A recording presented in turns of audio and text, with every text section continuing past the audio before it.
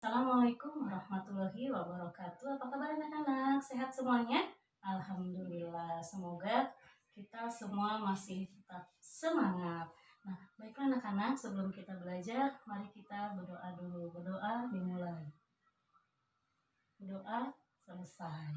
Nah, anak-anak, alhamdulillah hari ini kita ketemu lagi di pembelajaran PLH ya. Nah, pembelajaran kita pada hari ini yaitu bab 4 tentang prinsip penataan kelas. Nah, tentunya kalian semua sudah kangen ya dengan keadaan kelas kita ya, karena udah lama kita tidak belajar di kelas ya. Kita semuanya belajar dari rumah. Nah, seketika nanti sudah ada pengumuman untuk sudah bisa dibuka kembali pembelajaran, kita akan bersama-sama menata kelas kita menjadi kelas yang lebih indah, lebih nyaman, dan kondusif untuk tempat kita belajar. Nah, kayak anak-anak sudah kangen ya dengan sekolah lagi ya? Ya, oke. Nah, sekarang di pembelajaran ini kita akan bahas tentang prinsip dan fungsi daripada penataan kelas. Nah, tentunya benda-benda yang ada di dalam kelas itu sangat banyak sekali ya. Nah, semua itu harus ditata sesuai dengan fungsinya dan mempertimbangkan kemudahan untuk menggunakannya ya.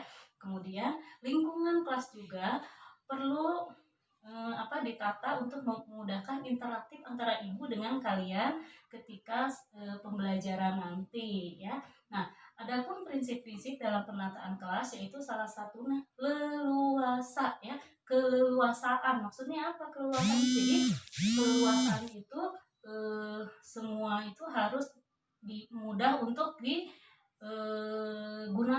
Misalkan papan tulis, nah kalian misalkan papan tulisnya ada di bawah kan nanti kayak begini-begini, tidak ya, tapi papan tulis itu harus ada di atas kalian. Jadi semua anak-anak ketika duduk dapat melihat papan tulis dengan jelas, jadi tidak terhalangi ya. Jadi mudah juga untuk dicapai, misalkan mudah untuk dicapai, misalkan papan tulisnya terlalu tinggi, nanti ketika kalian ibu suruh kalian tidak bisa mencapainya. Jadi terus tempat duduk juga ya, tempat duduk ketika kalian mau menghampiri ibu jalannya sempit, itu juga tidak bagus. Jadi jarak antara meja itu harus leluasa ya, harus mudah untuk dicapai, mudah dilalui ya. Nah, kedua kenyamanan itu apa ya? Nah, kenyamanan itu misalkan cahayanya ya, terus tempat duduknya, misalkan ya tidak mungkin misalkan tempat duduknya 2 dipakai untuk bertiga ya, jadi tidak, jadi semuanya harus nyaman. Terus keluasan, maksudnya keluasan itu apa?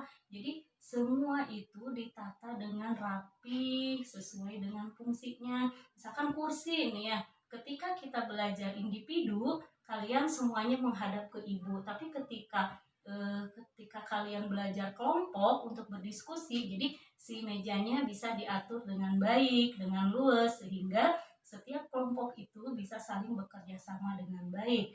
Nah, yang terakhir adalah keindahan. Nah, keindahan ini adalah salah satu hal yang sangat penting, karena keindahan itu hal yang menyenangkan, dan ruangan yang kondusif itu akan berpengaruh positif terhadap sikap dan tingkah laku kalian terhadap kegiatan pembelajaran. Jadi kalau kelasnya tidak indah, bau, kotor, kan kita juga tidak akan konsentrasi. Jadi keindahan itu akan membuat perilaku kalian terhadap pembelajaran itu bersemangat ya.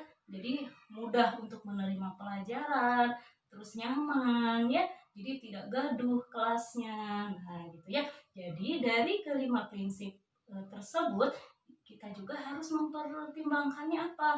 Ukuran dan bentuk ruang kelas. Misalkan ruang kelasnya kecil, ya kita jangan menggunakan benda-benda yang ada di kelas itu dengan ukuran yang besar. Misal tempat duduk disesuaikan dengan jumlah jumlah kalian ya, jumlah muridnya.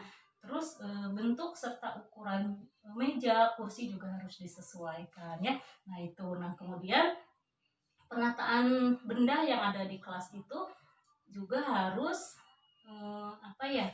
harus sesuai dengan fungsinya. Ada meja, kursi ibu ya, terus ada meja dan bangku kalian gitu ya. Semuanya sudah pas gitu ya dengan porsinya masing-masing.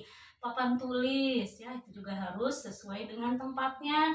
Jadi papan tulis di sampingnya ada penghapus. Terus misalkan ada papan absen, ada lemari kelas, ada gambar presiden dan wakil presiden, ada jadwal pelajaran, ada kalender pendidikan, terus ada daftar tiket kelas, ada tempat cuci tangan, ada juga lap. Nah, sekarang harus menyediakan itu yang pentingnya tempat cuci tangan dan hand sanitizer-nya atau sabunnya.